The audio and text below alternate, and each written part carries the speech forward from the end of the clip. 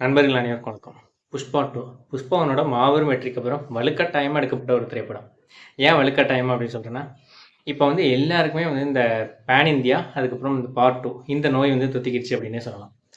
அந்த மாதிரி வந்து புஷ்பா 1 மாபெரும் வெற்றி. ஸோ அதனால் வந்து கண்டிப்பாக வந்து புஷ்பா 2 எடுத்தே ஆகணும் அப்படின்னு சொல்லிட்டு வெறி கொண்டு கிளம்ப வாங்கி புஷ்பா 2 எடுத்து வச்சுருக்காங்க. அந்த புஷ்பா 2 புஷ்பா 1 அளவுக்கு ஈர்த்திருக்குதா அப்படின்றத பற்றி தான் இந்த ரிவ்யூவில் பார்க்க போகிறோம். புஷ்பா 1ஓட கதை என்ன? புஷ்பா 1ல வந்துட்டு அல்லு அர்ஜுன் செம்மரம் கடத்துவார்.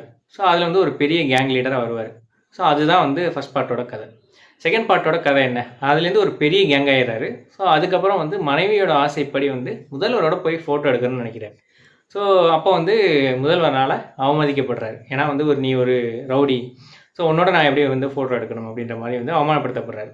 ஸோ அதனால வெகுண்டல் இந்த ஹீரோ தானே முதல்வராகணும்னு ட்ரை பண்ணுறாரா அப்படின்ற மாதிரி கதை இருந்துருமோ அப்படின்னு நினச்சேன். ஸோ அந்த மாதிரி இல்லை. ஸோ சாமர்த்தியமாக வந்து இன்னொருத்தரை முதல்வர் ஆகணும்னு ட்ரை பண்ணுறாரு. ஏன்னா வந்து முதல்வர் பதவி அவ்வளோ ஈஸியாக கிடைச்சிடாது அப்படின்றது அவருக்கே தெரிஞ்சிருக்கு. ஸோ அதனால் வந்து இன்னொருத்தரை முதல்வர் ஆக்கணும்னு அரசியலில் அனுபவம் வாய்ந்த ஒருத்தவரை வந்து முதல்வர் ஆக்கணுன்ற மாதிரி ட்ரை பண்ணுறாரு. ஸோ அதில் வந்து வெற்றி பெற்றாரா இல்லையா அப்படின்றது தான் கதை. ஸோ இதுதான் கதையா அப்படின்னு கேட்டால் இது மட்டும் கிடையாது. அதாவது ஃபஸ்ட் பார்ட்டில் வந்து ஹீரோவை தோற்கடிக்கணும் அப்படின்ற மாதிரி வில்லன் ஃபகத் ஃபாசில் நினைப்பார். ஆனால் முடியாது. இந்த செகண்ட் பார்ட்லையாவது வந்து ஹீரோவை தோற்கடிச்சிடணும் அப்படின்ற மாதிரி ட்ரை பண்ணுறாரு. அதை வந்து தோற்கடிச்சாரா இல்லையான்றது அதுதான் கதையா அப்படின்னு கேட்டால் அதுவும் கிடையாது. ஹைவேஸில் 2 ட்ராக்கில் வந்து வண்டி போகிற மாதிரி வந்து 2 விதத்தில் வந்து கதை வந்து ட்ராவல் ஆகுது. ஆனால் ஒன்றுக்கு ஒன்று வந்து இடிச்சிக்காமல் கொஞ்சம் ஸ்மூத்தாகவே போகுது. அந்தளவுக்கு முயற்சி பண்ணியிருக்காரு நம்ம இயக்குனர் சுகுமார் அவர்கள். ஸோ அந்தளவுக்கு வந்து படம் வந்து நம்மளை ஈர்த்துச்சா அப்படின்றத வந்து நீங்கள் படத்தை பொறுத்து தெரிஞ்சுக்கங்க. நான் என்னோடய கருத்தை மட்டும் சொல்கிறேன். ஸோ படத்தில் வந்து பெரிய பாசிட்டிவ் யார்? அல்லு அர்ஜுன். எல்லா படங்களையும் வந்து ஹீரோ தான் பாசிட்டிவாக இருப்பார். ஸோ இந்த படமும் அதுக்கு விதிவிலக்கு கிடையாது. மாநாடு, மாஸ்டர், அப்புறம் தனி ஒருவன் இந்த மாதிரி வந்து ஒரு சில படங்களில் தான் வில்லன் வந்து பெரிய பாசிட்டிவாக இருப்பாங்க. அந்த மாதிரி வந்து இந்த படத்தில் வில்லன் வந்து பெரிய பாசிட்டிவாக இருக்காருன்னு சொல்ல முடியாது, இல்லைன்னு சொல்ல முடியாது, ரெண்டுக்கும் நடுவில் இருக்கார். ஸோ அல்லு அர்ஜுன் தான் பெரிய அளவில் படத்தை தூக்கி நிறுத்துறாரு. மாஸ் சீன்ஸும் சரி, வசனங்கள்லேயும் சரி, அந்த எமோஷன்ஸ்லேயும் சரி, பாடல்கள்லேயும் சரி, எல்லா விதமான எமோஷன்ஸ்லேயும் வந்து பக்காவாக பண்ணியிருக்காரு அல்லு அர்ஜுன். அதாவது வந்து எல்லா விதமான கிளாஸ் பீப்புளையும் வந்து கவர்ற மாதிரி வந்து தன்னோட பர்ஃபார்மன்ஸை கொடுத்துருக்காரு.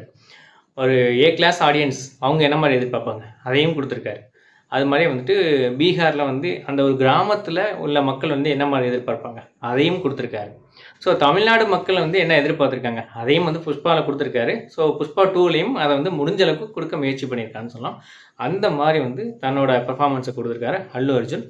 அதுக்கு வந்து மிகப்பெரிய பாராட்டுகள் நமக்கு அவர் கொடுத்தே ஆகணும். ஸோ அதுக்கப்புறம் வந்து யார் பெரிய பாசிட்டிவ்? நம்ம மொட்டை மாம்ஸ் ஃபகத் ஃபாசில். ஸோ எல்லா விதமான கேரக்டரையும் அல்வா சாப்பிட்ற மாதிரி தூக்கி சாப்பிட்ருவார். ஸோ இந்த படத்துலையும் வந்து சூப்பராகவே பண்ணியிருக்காருன்னு சொல்லலாம். ஸோ இவர் வந்து வில்லனாக நடித்தார்னா ஒரு காமெடி வில்லன், இல்லைனா வந்து ஒரு த்ரில்லரான ஒரு வில்லன், இந்த மாதிரி 2 விதமான கேரக்டர் நடிப்பார். ஸோ இந்த படத்தில் வந்து காமெடி கலந்த ஒரு வில்லனாக வராரு. அதே வந்து அல்லு அர்ஜுன் மன்னிப்பு கேட்குற மாதிரி ஒரு சீன் வரும். அந்த சீன்லாம் தியேட்டரே அதகலாம். அந்த அளவுக்கு வந்து மாஸ் பர்ஃபார்மன்ஸ் பண்ணியிருக்காரு நம்ம ஃபகத் ஃபாசில். ஸோ அதுக்கப்புறம் வந்து ராஷ்மிகா மந்தனா.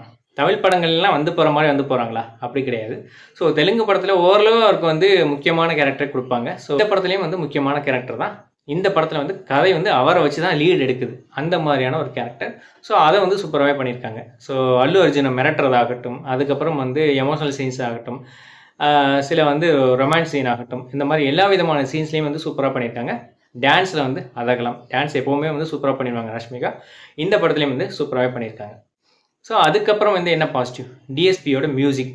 எப்போவுமே வந்து தன்னோட மியூசிக்லேருந்து காப்பி பண்ணி போடுவார். அதுக்கு வந்து உதாரணமாக உனக்கும் எனக்கும் குட்டி இந்த 2 படத்துலையும் வந்து ஒரே மாதிரியான சாங்ஸ் இருக்கும். ஸோ அந்த மாதிரி வந்து ட்ரை பண்ணுவார். அதையே வந்து 3ஆவதாக கங்குவாலையும் போட்டிருந்தார். அந்த மாதிரி வந்து சொந்தமாக தன்னோட மியூசிக்லேருந்து காப்பி பண்ணி போடுவார். அதை தான் அவ்வளோ நாள் பார்த்துட்டு இருந்தார்.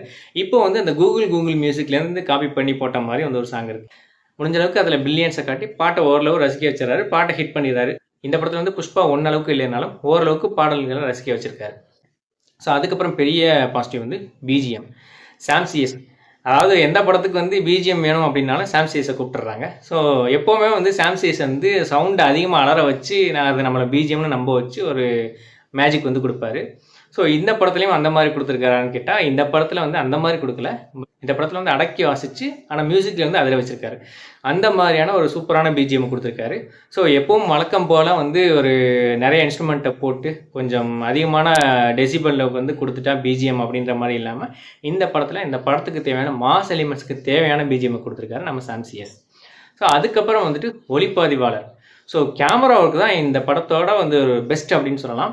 போலந்து நாட்டை சேர்ந்த மிரோஸ்லா ஒரு ஹாலிவுட் தரத்துக்கு இந்த படத்தை எடுத்து கொண்டு போயிருக்காரு அப்படின்னு சொன்னால் அது வந்து மிகையாகாது.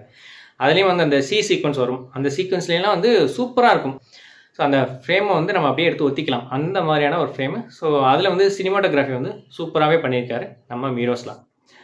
ஸோ என்ன எல்லாமே பாசிட்டிவாகவே சொல்லிட்டு இருக்கேன். இந்த படத்தில் நெகட்டிவே இல்லையா அப்படின்னு கேட்டால் நெகட்டிவ் இருக்குது. அளவுக்கு மிஞ்சினால் அமிர்தமும் நஞ்சு அப்படின்னு சொல்லிட்டு ஒரு பழமொழி சொல்லுவாங்க. இந்த படம் வந்து 3 மணி நேரம் 20 நிமிஷம் ஓடுது. 3 மணி நேரம்ன்றதே வந்து லைட் பாய்சன் அப்படின்னு சொல்லலாம். அதுலேயும் வந்து 3 மணி நேரம் 20 நிமிஷம்ன்றது ஒரு மிட் பாய்சன் அப்படின்ற மாதிரி சொல்லலாம். இந்த படத்தை வந்து ஒரு 45 நிமிஷம் வந்து கட் பண்ணியிருந்தா அதுதான் வந்து கரெக்டான சொல்யூஷன் அப்படின்னே சொல்லலாம். ஸோ அதில் வந்து இந்த திரைப்படக்குழு வந்து கொஞ்சம் தவறிட்டாங்க அப்படின்னே சொல்லணும். ஓரளவு வந்து ஒரு 2.25 மணி நேரம் வரைக்கும் நம்மளால் தாக்குப்பிடிக்க முடியுது. அதுக்கப்புறம் 3 மணி நேரம் 20 நிமிஷம் அந்த ஒரு 40 மினிட்ஸ் கிட்ட நம்மளால் தாக்குப்பிடிக்க முடியல. கொஞ்சம் அப்படியே வந்து அகழ்ச்சி ஆகிடுது.